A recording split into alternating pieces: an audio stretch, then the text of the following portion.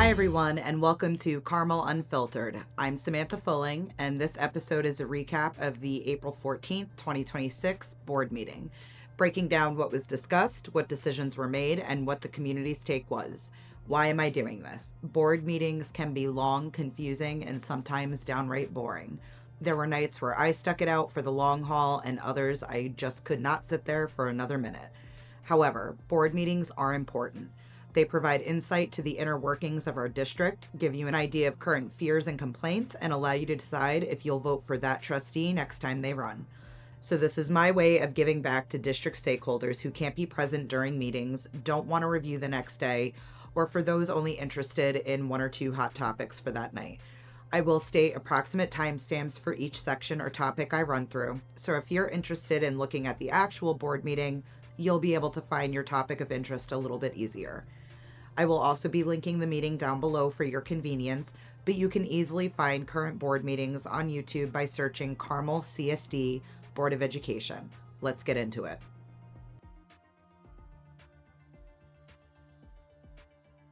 So the meeting opens in the Carmel High School Library. Roll call begins. At the initial call, Vice President Curzio is not yet present. Trustee Grasso is arriving. Trustee Torpy is described as a few minutes away. President Orser and Trustees Magliano and Wise are marked present. Around 44 seconds, there is a motion to enter into executive session. At the 1 minute, 5 second mark, the board returns and the Pledge of Allegiance is done. At that point, the board notes that additional trustees have arrived and says that they now have a full board. Around the 1 hour, 50 minute mark is first public comment. So the first public commenter, we see this man pretty much on a regular basis, and he begins by saying that he missed the previous meeting and is glad that he had time to prepare before speaking. He addresses the district's prior discussion on FOIL requests and says that he finds it hard to believe that 90% of FOILs come from only a handful of people. He points to the district's presentation stating FOILs cost roughly $24,000 from July through March, and says that it was ironic to highlight that while not similarly highlighting that universal pre-K was costing taxpayers about $200,000 to $230,000 this year. He then disputes the projection that FOIL-related costs could exceed up to $100,000 for the year, arguing that the math does not support such a jump in only a few months. He says the superintendent also described the district as willing to have conversations and answer questions, but argued that this is not consistent with what community members have experienced. He says he and his wife and others have asked simple questions and been told to FOIL the information instead. As one example, he recounts a call to transportation asking about software cost, where he says the caller was told after a hold that she would need to submit a FOIL allegedly after internal consultation. Speaker says his wife had repeatedly asked where a facilities director stipend came from and has still not received an answer. He also says there's been repeated situations where materials that should be attached to meeting agendas or minutes are not posted, forcing people to request them separately. He cites FOIL number 405 as a recent example and says community members have even asked the speaker and his wife to submit FOILs on their behalf because they don't want their own names associated with them. He broadens the discussion by noting that several current trustees have themselves filed FOILs and says even the U.S. Department of Education, Office for Civil Rights, requested a large amount of district information.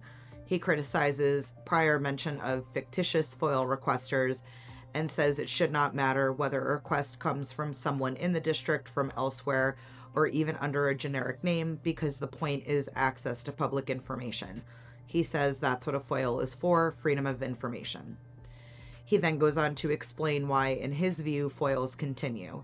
He says they are used to research budget issues and verify what happened in the past.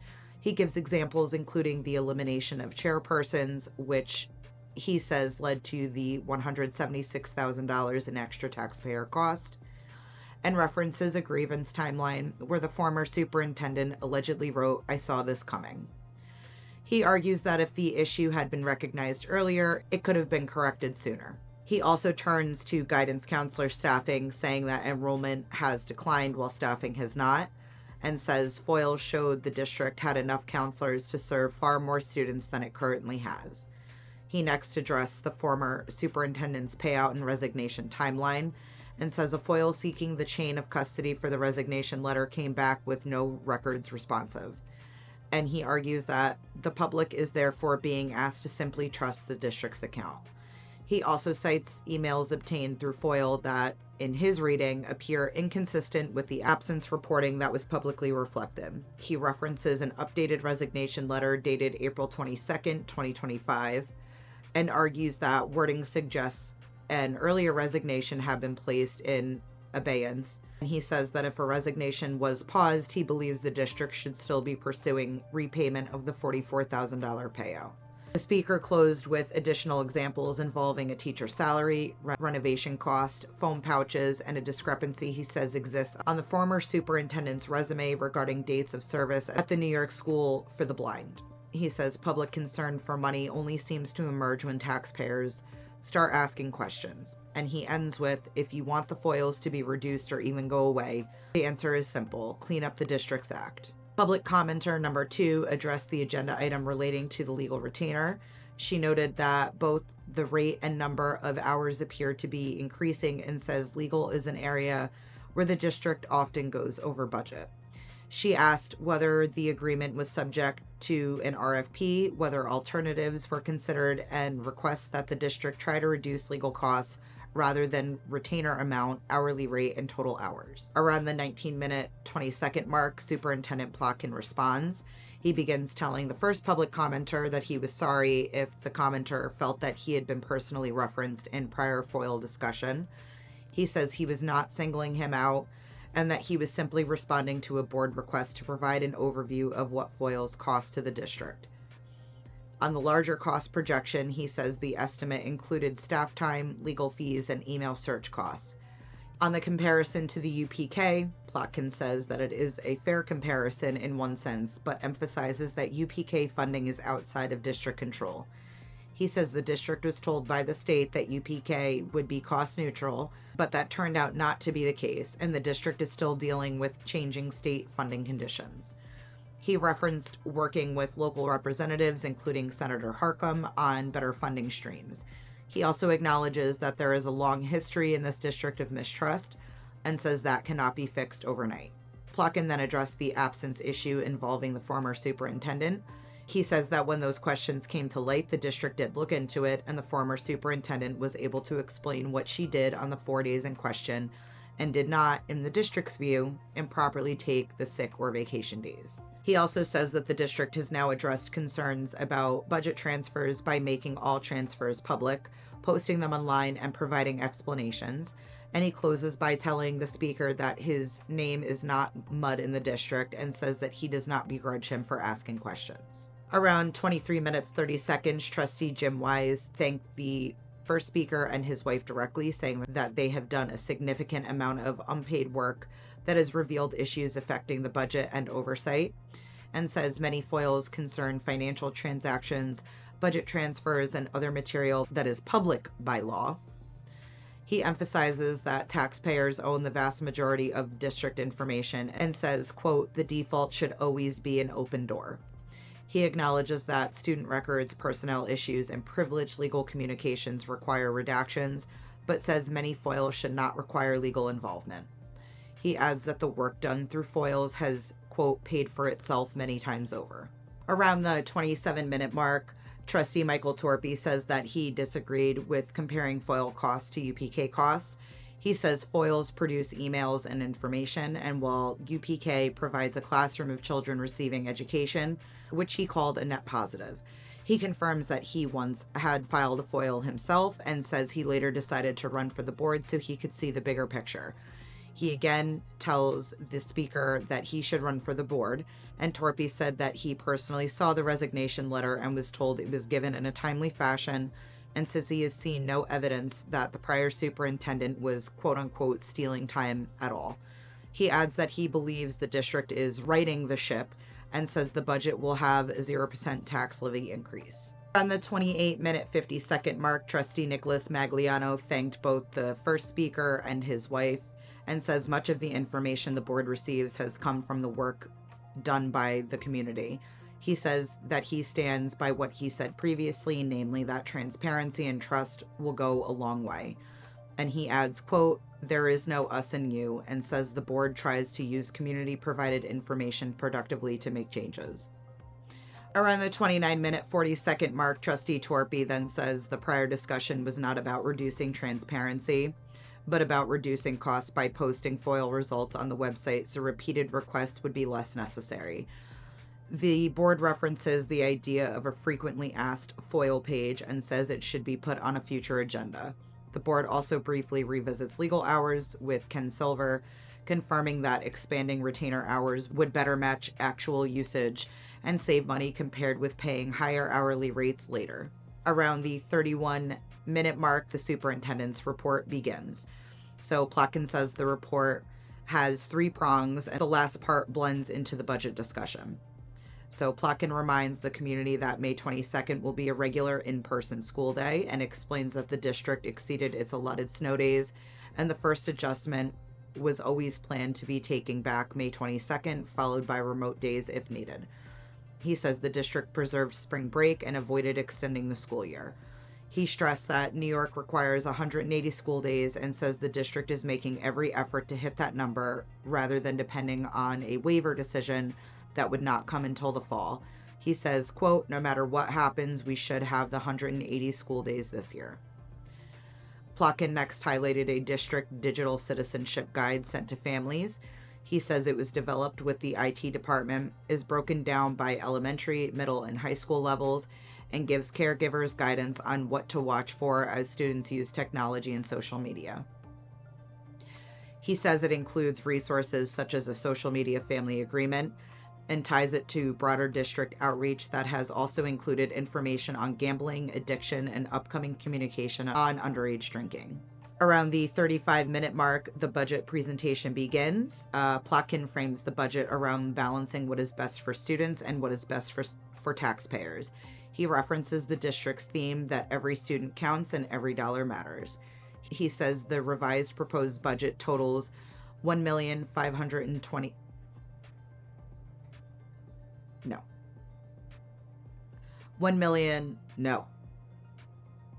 $152,751,505, which is a 3.7% increase over the current year, and says it includes a 0.1% decrease in taxes made possible through reserve planning, investment income growth, and state aid. He says this requires roughly $3.9 million from reserves.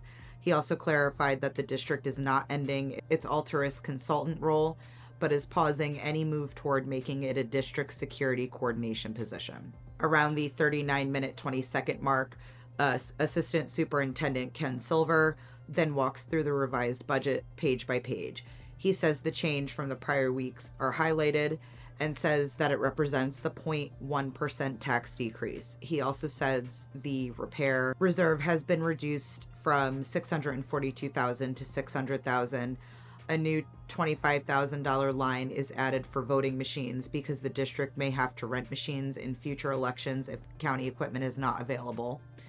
And Silver confirms that the $97,000 for Altiris has been removed, leaving only the standard remote risk management amount. He says architectural costs were reduced by $20,000 back to their current year level. He also explained that the salaries previously shown under the A school have been reassigned to the high school and middle school lines to better reflect where staff actually work. A discussion follows about department head budgeting, particularly a special education department head based at Kent, who oversees multiple programs. Silver says the work has already existed and that part of the issue is accurately representing where responsibilities and cost lines sit.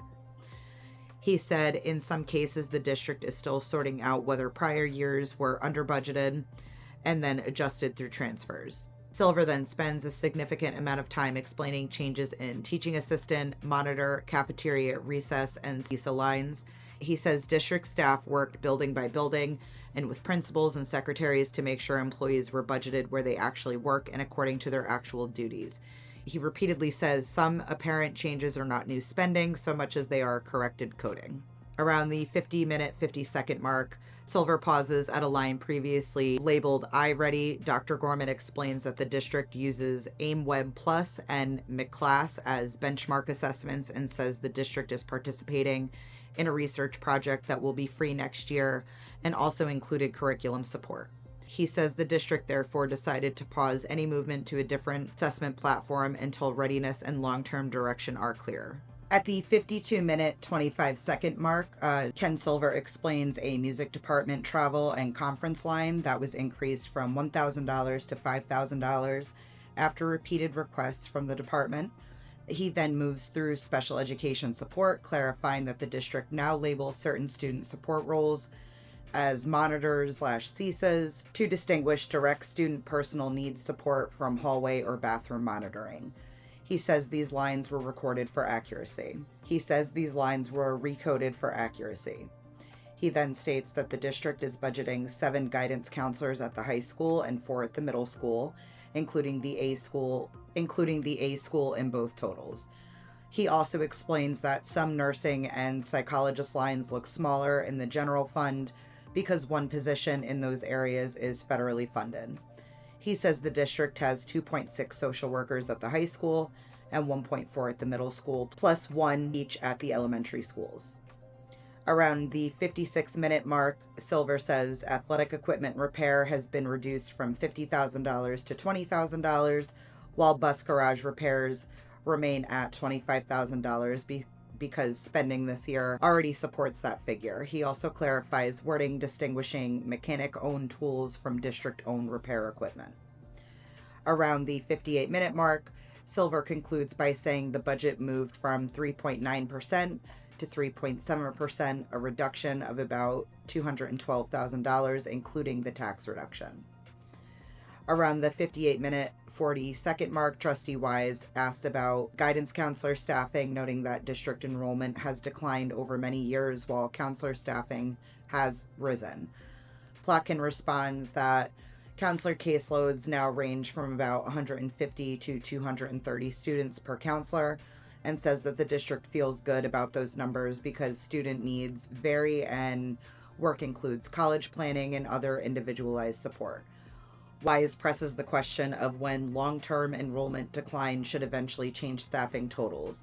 Plotkin replies that if population declines continue, the district can reassess. He also says 150 students per counselor, in his view, is ideal because it allows counselors to know students personally. Wise then asks about the 1.4 middle school social worker figure and whether that support is enough given the recurring middle school concerns. Plotkin replies that the middle school also has counselors and psychologists making up a broader support team, and says the district would take any request for additional support seriously. It is also clarified that the 1.4 number is the same as the previous year. Wise then says he believes that this is the first time in district history that Carmel has lowered taxes and calls that historic. Around the 1 hour, 5 minute, 45-second mark, Vice President Curzio uses a visual showing about 76% of the average property tax bill goes to school taxes. He argues that protecting taxpayers and supporting students are not mutually exclusive goals. He says long-running tax levy increases have been unsustainable and recalls being told in 2016 board training that school boards should raise taxes even if they don't have to. He rejects that advice and says, the decisions we make have real consequences because we are affecting the wallets of real people. He says he will support a budget that reduces the tax levy and would not support one that raises it. Around the 1 hour, 12 minute, 40-second mark, Trustee Magliano says the district will need to keep right-sizing the budget as enrollment declines and says that he is happy to support the proposal. Douglas thanks the administrative team and the board for the collaborative work session process and says the revised proposal preserves student programming while being responsible. Plotkin then reminds the public that the budget vote is May 19th, says the budget preserves programs, supports student well-being, maintains safety and security, and notes that attrition and retirements have produced savings of about $644,949. He also says the board hopes for unanimous support at the following week's vote. Around the 1 hour, 15 minute, 20-second mark, the board briefly addresses the liaison committee item. A trustee says serving on these committees allows the board to communicate with district employees and better understand how to support the working men and women of the district. Around the 1 hour, 16-minute mark, the board moves to agenda item 4.01, the consent agenda.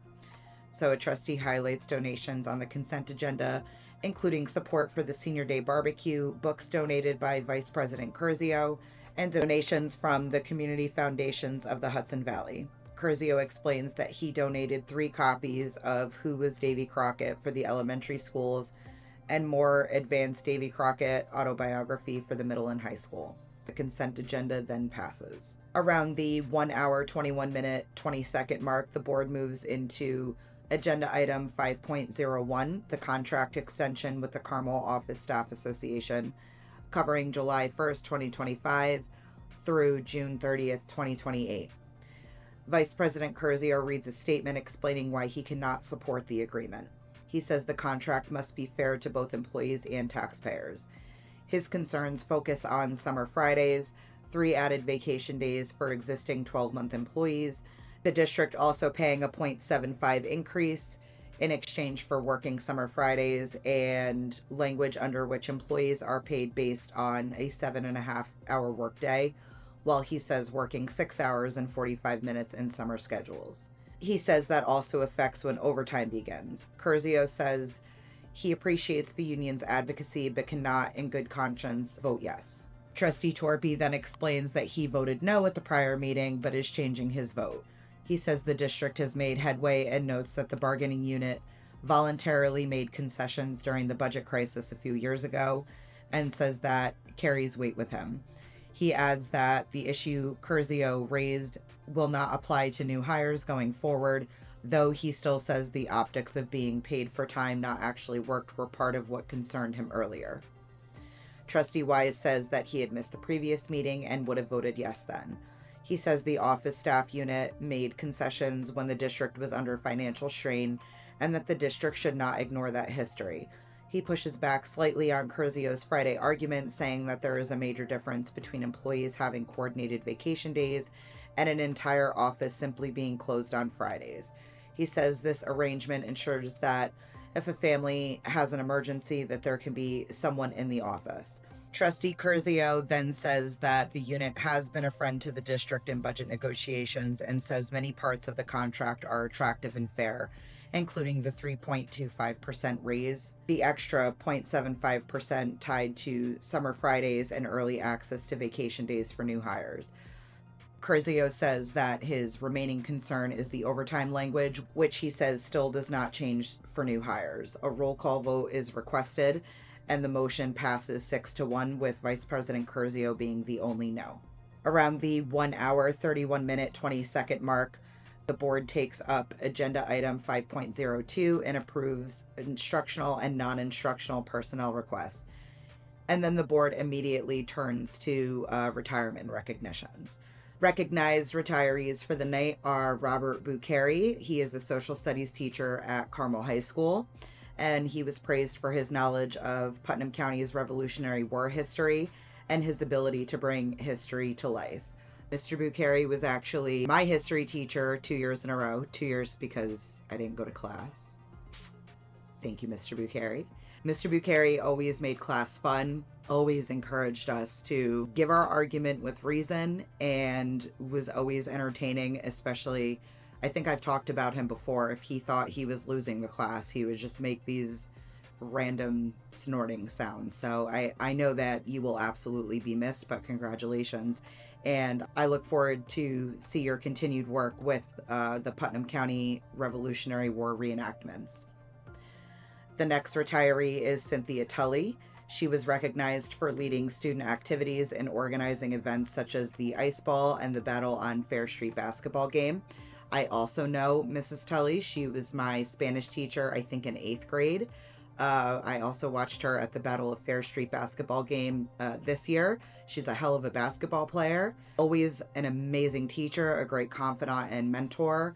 And I'm sad to see her go. This district is definitely losing some great people this year, but congratulations. The next retiree was Denise Santalis, as she was honored for helping students grow in confidence and for her work bringing New York State history to life. Then we had Trish Clancy, art teacher recognized for expanding the ceramics program. Jody Brodsky, she was praised for her work with students and team inclusivity. I don't know if it's Andrea or Andrea Cortez Vega. She is a fourth grade teacher at Kemp Primary. Congratulations. Celeste Pregno, recognized for her kindness and support, especially in special education. Thank you. Eric Frank, a social studies teacher and mentor at Carmel High School. Jacqueline Schreiber, she was honored for supporting students with hearing impairments. Kathy Mannion, she was praised as a central figure in the special education department. Michelle Caden was recognized for nearly 32 years as an English teacher. And last but not least, Peggy Vituli, recognized for more than 24 years as a monitor.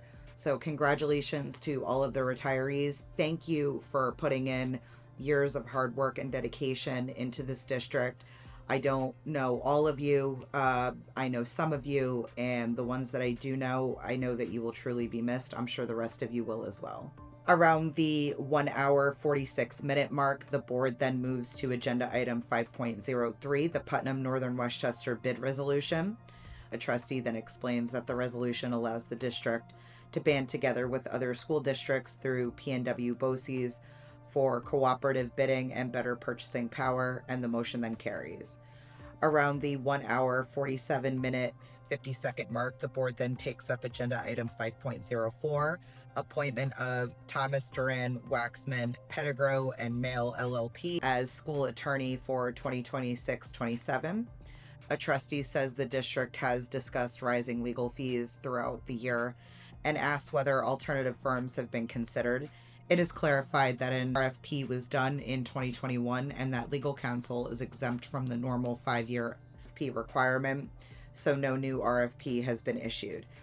The superintendent responds that other firms specializing in education law would likely be similarly expensive or more expensive, and says that the district also values the institutional knowledge the current firm brings during a period when the administration itself has changed significantly. Other trustees say that even if a cheaper firm existed, catching a new firm up could cost ultimately more. Another trustee counters that long tenure can be both a plus and a minus, and says fresh eyes can sometimes be helpful. One trustee says that he is generally in favor of shopping around for a good deal even while having no complaints about current counsel. A trustee then asks whether the motion could be withdrawn and revisited later with other options on the table, but the discussion stays with the existing motion. A roll call vote is requested, and the measure passes with Trustee Wise voting no because he does not feel he has enough comparative information yet. Around the 1 hour 54 minute mark, the board moves to old business. A trustee highlights the 42nd annual student art show in Casey Hall and gives viewing hours, including daytime hours and an evening window on Thursday. I have seen pictures. You guys worked so hard. Absolutely amazing work, and congratulations to all of you whose work made it there. Another trustee says that he had previewed the show and was especially impressed by a collaboration in which, I love this by the way, elementary students designed monsters or creatures, and then the high school students turned those drawings into ceramic pieces. That is incredible community and collaboration in this district, and I know that those elementary kids were so excited to see their works of art kind of come to life. So good job to the high school students. Around the 1 hour 56 minute 20-second mark, still in old business, a trustee raises an issue community members have raised about recent FOIL responses being delivered as shared folders with expiration dates. The concern is that some people have difficulty accessing them, especially on tablets, and that secured links can expire or fail to deliver approval emails. Ken Silver explains that the expiration and security measures are tied to cybersecurity concerns and file size limitations. The trustee says that they want systems improved so that when information is provided, it remains accessible. Another speaker says that when we give that information to people, we should be giving it. Another suggests PDFs if possible, but Silver replies that the file size is often the issue.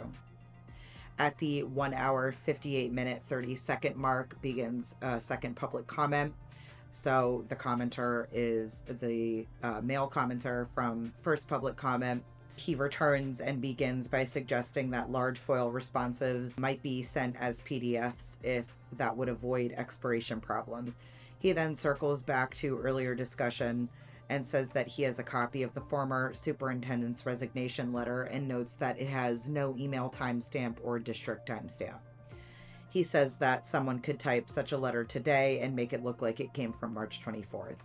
He also says that he found it strange that the superintendent said the district had already inquired about the specific days the speaker raised for the first time that night. Plotkin replied that when he reviewed the foil himself, he independently noticed the same issue and asked about it. The commenter responds that he appreciated that. The speaker then says that the district has discussed putting foils on web pages for years and argues that it should not be limited to frequently asked foils. He gives an example of what he sees as wasteful redaction practice and a chart of superintendent candidates where he says all 40 names were individually redacted rather than simply denying the request. He calls that an unnecessary use of time and money, and then shifts back to budget questions, asking why driver's education is treated as a profit source, why ENL staffing appears high in relation to one school student count, why summer work lines for guidance counselors total $50,000 and $80,000, and whether the district can go back to showing estimated actual rather than the budget adjustment on budget lines. Around the 2 hour, 6 minute mark, in response to the speaker, the administration says that there are not two ENL teachers for two kids. Silver says the district has ENL designated students across multiple grade levels, then reads counts by grade and says that there are 336 ENL designated students district-wide. He also says that he told the speaker's wife that he would provide the full breakdown and plans to email that information the next day. Around the 2 hour, 7 minute, 20-second mark, board comments then resume. Trustee Michael Torpy says that the implication that a resignation letter could have been drafted later amounts to accusing multiple people of criminal fraud or conspiracy, and says making that kind of accusation publicly is ridiculous and not safe to do at the microphone. Vice President Curzio then thanks the administration again for the budget work and later says that having quote-unquote fresh eyes among newer administrations help bring more transparency and authenticity to the process. Curzio then says that the budget is one the board can be proud of because it reduces the tax levy while still supporting students, staff, and taxpayers. Curzio says that the earlier no vote on the office contract should not be read as a reflection of appreciation for that unit's work. At the 2 hour, 12 minute, 40-second mark, the board then returns to the subject of electric buses. Vice President Curzio says the board had supported drafting a letter to state officials and legislators and notes that the superintendent and assistant superintendent helped draft it. The board agrees that the draft can be reshared and finalized. Vice President Curzio then thanks the Putnam County legislator for also advocating on the issue and says that it affects not just Carmel, but the broader region and state. Trustee Magliano then says that for a first year on the board, being part of a historic budget is something to be proud of. Magliano also congratulates retirees and reminds the public that on May 1st at Ken Elementary, there is a SEPTA fundraiser, Alice in Wonderland Bingo with doors opening at 6 and games at 7. Around the 2 hour, 14-minute mark, Trustee Wise then says that he wants to follow up on matters that the public comments are raised. He says that there are apparent discrepancies in payout around an employee's departure, and the board should not be telling someone to stand down from the podium while trying to determine whether a mistake was made. He says mistakes clearly were made, and also says his recollection differs from another trustee's description of past events. Wise then raised additional policy-type questions for future discussion, including why driver's education is treated as a revenue source, and whether there are ways to reduce costs for families, and whether a music trip uniform cost should be supported similarly to athletic uniform requirements. The discussion then becomes a little bit more tense. Trustee Torpy says that when questions are answered, but the answers are not accepted, that there is a risk to a person's career and reputation. President Orser says that the initial resignation letter was delivered to her on the date shown on it. Trustee Torpy says that an accusation was made against him and that he would like to speak. President Orser replies that the letter was already mentioned in public session and says that no executive session information was disclosed. Trustee Torpy then says, "Towards Wise, your accusations are ridiculous." After that heated exchange, the board then recesses into executive session and the meeting is adjourned.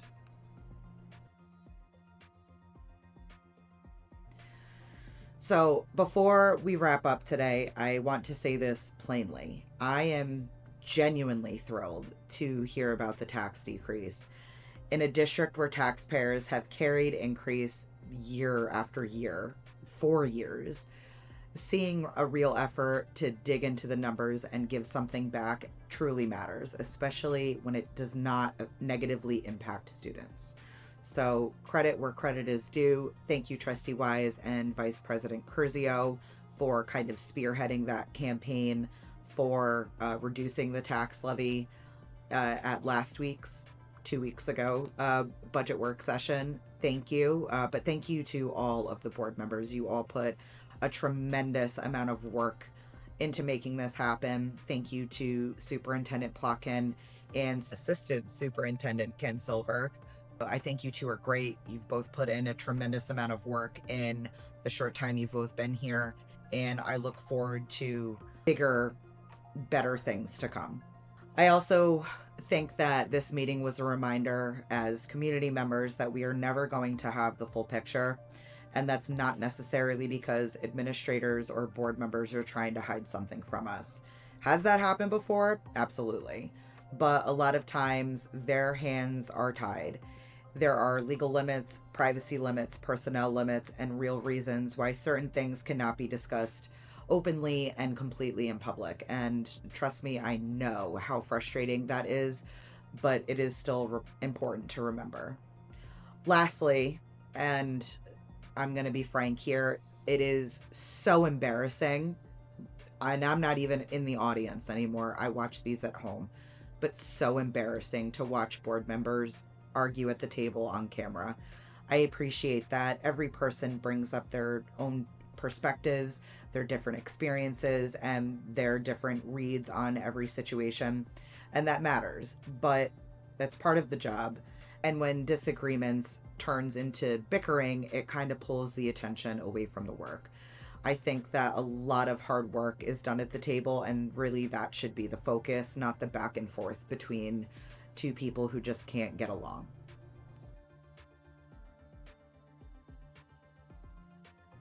So that wraps up today's meeting recap. These decisions shape our schools, our communities, and our kids. Staying informed is not optional. If this breakdown helped you, share it with someone who wants to understand what's really happening. For full episodes, updates, and ways to connect, visit linktree/Carmel Unfiltered. And if you have any questions, concerns, or topics you'd like covered in a future recap, message or email me at carmelunfiltered@gmail.com. I'm Samantha Fulling, and this is Carmel Unfiltered, my platform, my perspective. Until next time.